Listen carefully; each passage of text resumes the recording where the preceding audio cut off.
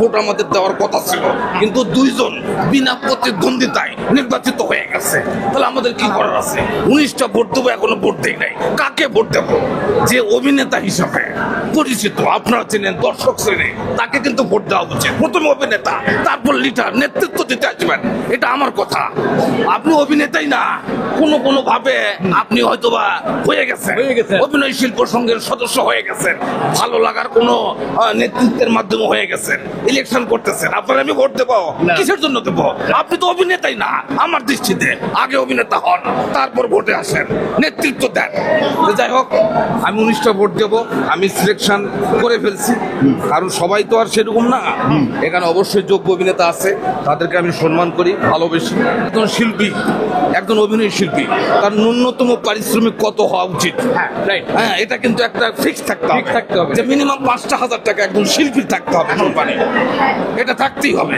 তারপর অন্য কথা, তারপরে একজন অভিনয় শিল্পী, যেমন মনে করেন আমি একটা ব্যবসায় যদি খুব উন্নতি করি, আমার খুব জনপ্রিয়তা, তাহলে কি আমি 1 টাকার জিনিস 1 লাখ টাকা করব?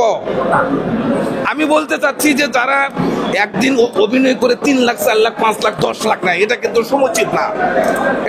এটা কিন্তু আমাদের জন্য ভালো কিছু বই নিয়ে আসবে না। তারা শিল্পী, সুতরাং শিল্পের জায়গা থেকে তারা তাদের পারিশ্রমিককে এতটা আকাশে উঠাবে, এটা আমরা পছন্দ করছি না, বাণিজ্য করতে চাচ্ছি না। এটা কি বৈষম্য দেখছেন আপনি? হ্যাঁ, এটা বৈষম্য তো বটেই।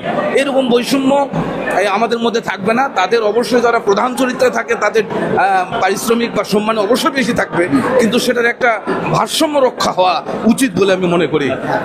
আমার জীবদ্দশায় আমি 2012 সাল থেকে নিয়মিত অভিনয় করতেছি। এখন আল্লাহর ওয়াস্তে বেশি কাজ করতেছি আপনাদের ভালোবাসায়। তো আমি কোনো অশ্লীল নাটক দেখি নাই বা আমি অভিনয় করি নাই, তবে নাটকে কিছু অশ্লীল বাক্য আমি ব্যবহৃত হতে দেখেছি। এটাও দৃষ্টিকটু, এটা যেন না হয়, এটার আমি পক্ষে কোনোদিন ছিলাম না।